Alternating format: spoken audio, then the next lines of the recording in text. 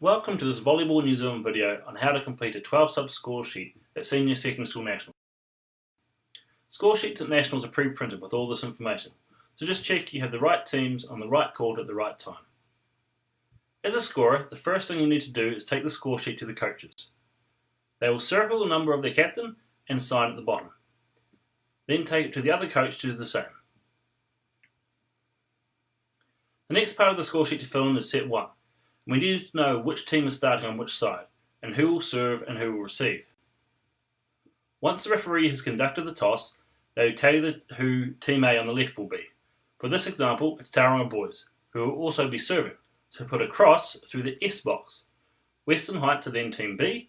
Of course, they will be receiving, so put a cross through the R box. You need to fill the information for the toss in quickly so you can then present the score sheet to the team captains who will sign to acknowledge they are serving or receiving on which court. While the teams continue their warm-up, there are several things you can fill out. At the top, we now know that Western Heights are Team B and Tauranga boys are Team A. We also know Western Heights are receiving, so the first time they win a rally, they will rotate, so the player in position 1 won't serve. So we can put a cross through the first service box of the receiving team. We also know that this game will go for at least 3 sets, so we can fill in the same information for sets 2 and 3.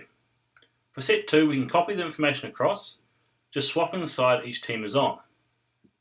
Set 3 is even easier, just copy the information straight down. We then fill in the results box with the names of the teams, and you should know the names of your officials. The country code is optional. By now, the coaches should have submitted their lineup sheets. Just copy the starting 6 players' numbers into the corresponding position boxes on the score sheet like this. At senior school level, teams are allowed to nominate a libero for each set, which the coach does by filling in the libero box on each set's lineup sheet. This number needs to be copied into the libero box like this. The same goes for the other team. Note, they have decided not to play libero, so have put a dash. This also needs to be copied into the libero box to show that they have elected not to play libero this set.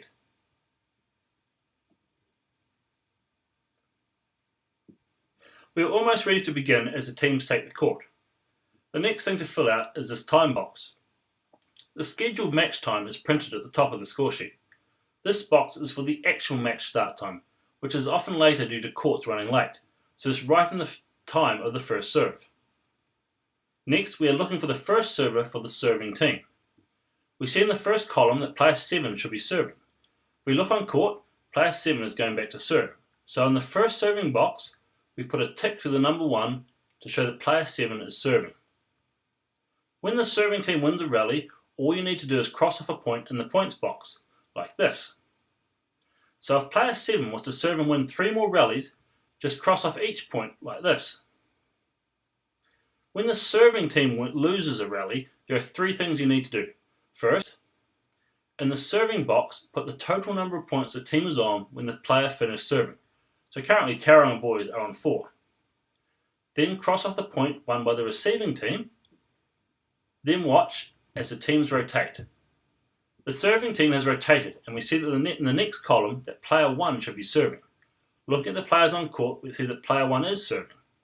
So the third thing to do is to tick the first serving box to confirm this. If player 1 was to serve and win the point, again, all you need to do is cross off the point they won. If they were to lose the next point, again, 3 things need done. Put the points the team is on when they lost a serve, in this case 2. The point the receiving team won for winning a rally. Watch as the teams rotate. We see that in the next column, player 2 should be serving. Once we confirm on court that player 2 is serving, we can tick the box to confirm.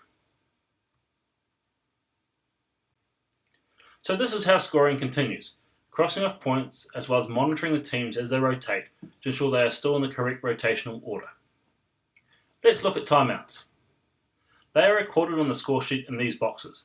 For example, if Tauranga boys was to call a timeout, the current score is written into the first box, always with the team which called the timeout first. So Tauranga boys are on 5 and Western Heights are on 3. If Western Heights were to call a timeout at this point in the set, their score, 3, goes first, followed by Tauranga boys on 5. When or if a team makes a second timeout during a set, the score is put into the boxes below the first. Now let's look at substitutions.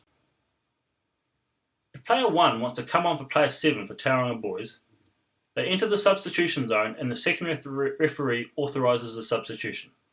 Find the player coming off, player 7, on the score sheet, and insert the number of the player coming on, player 1, below in the left-hand box.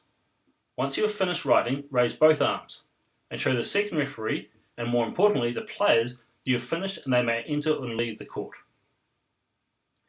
During the match, if there are more substitutions in this position, write the number of the player coming on down the left-hand column first and continue down the right if required.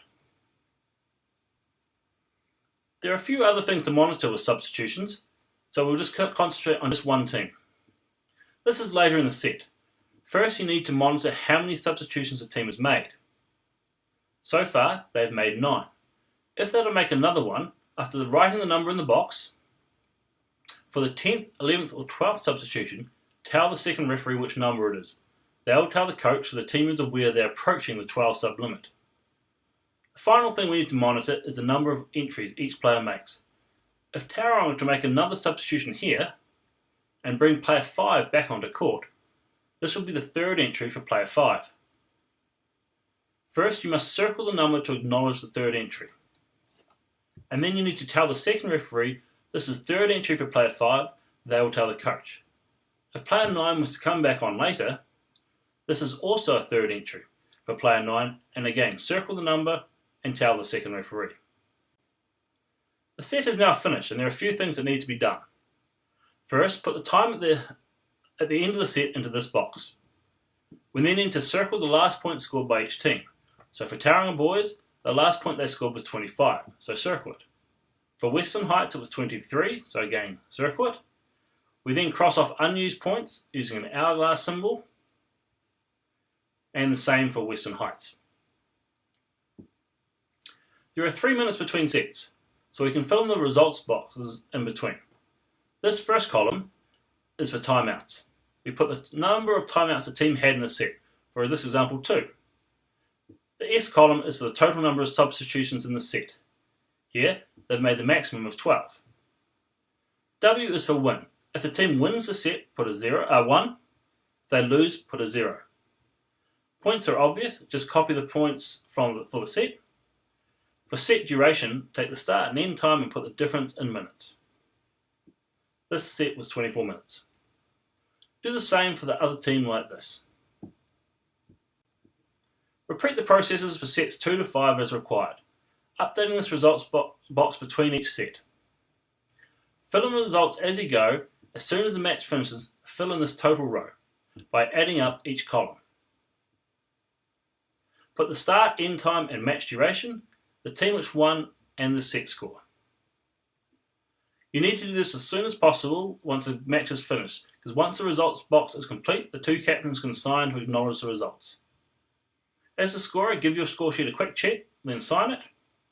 Then give it to the 2 referees who will also check and sign it. This has been the basics of how to fill in the score sheet.